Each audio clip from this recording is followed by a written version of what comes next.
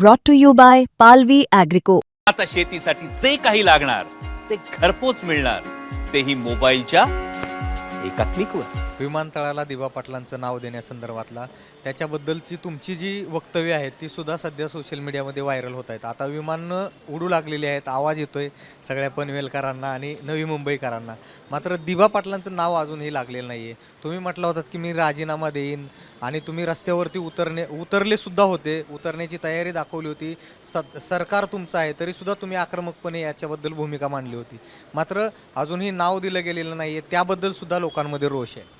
खरं तर असं आहे की याचे 2 टप्पे करायला पाहिजेत.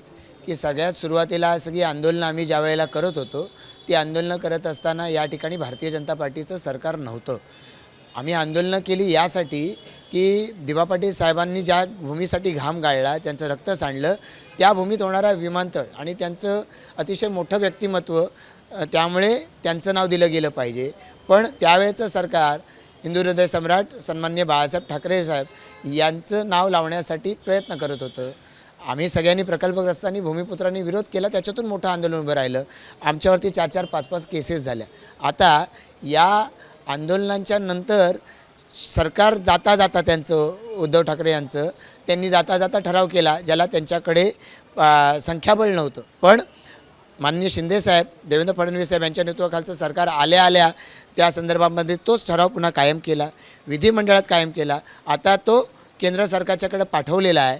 आपल्याला कल्पना आहे, आपण तर चॅनेलचे प्रतिनिधी आहात, की पुण्याच्या विमानतळाला आज नाव नाही आहे, संभाजीनगरच्या विमानतळाला आज नाव नाही आहे, कोल्हापूरच्या विमानतळाला आज नाव नाही आहे. आणि त्यामुळे या संदर्भातली प्रक्रिया ही एकदम एकमुखी असं काही एका दिवशी एका रात्रीत असा निर्णय घेता येत नाही. आता तर नगरपालिका निवडणुका, महापालिका निवडणुका आणि आता काही दिवसात जिल्हा परिषद निवडणुका याची सलग आचारसंहिता लागते, मध्ये ब्रेक नाही आहे. आणि त्यामुळे या कालावधीमध्ये असा कुठलाही निर्णय सरकारला घेता येणार नाही, घोषित करता येणार नाही. पण एकदा राज्य सरकारनं निर्णय घेतला की केंद्र सरकार त्याच्या आडवं येत नाही. देवेंद्र फडणवीस साहेबांनी मुख्यमंत्री म्हणून स्वतः आश्वस्त केलं आहे हे नाव लागणार आणि त्यामुळे आम्हाला सरकारवरती भरोसा आहे.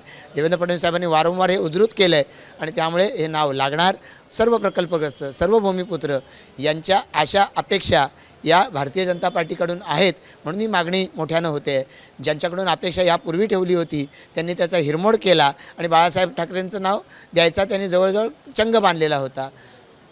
देवाची कृपा आहे की त्यांचं सरकार पडलं, नाहीतर हा निर्णय त्यांनी आज जे आंदोलनं करतायत यांनी या दिशेला पाऊलच टाकलं नसतं.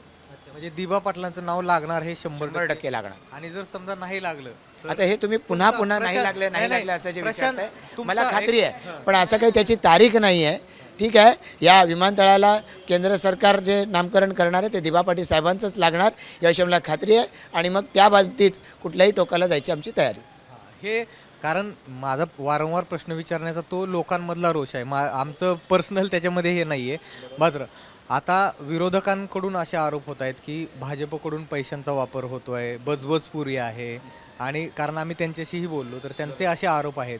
तर नेमकं काय आहे त्या आरोपांना काय उत्तर आहे? खरं तर असं आहे की आम्ही आज उमेदवारी अर्ज दाखल करतो. जे उमेदवार आहेत, आता ही सारी मंडळी ही आज उमेदवारी अर्ज दाखल करत आहेत. याच्या आधी पैशांचा वापर कुठे व्हायला लागला मला कळत नाही. त्यामुळे मोघम स्वरूपाचे आरोप करणं ही विरोधकांची पद्धती आहे. म्हणजे मतदानाच्या दिवसापर्यंत ते सांगणार आम्हीच जिंकणार आहोत आणि मतमोजणी झाली की सांगायचं EVMचा घोटाळा झाला, मतदार याद्यांचा घोटाळा आहे, पैशाचा वापर झाला. म्हणजे गेली बरेच वर्ष आम्ही ऐकतोय की जनशक्ती पुढं धनशक्तीचा विजय झाला. म्हणजे ते जिंकले की जनशक्तीचा विजय आणि आम्ही जिंकलो की धनशक्तीचा विजय.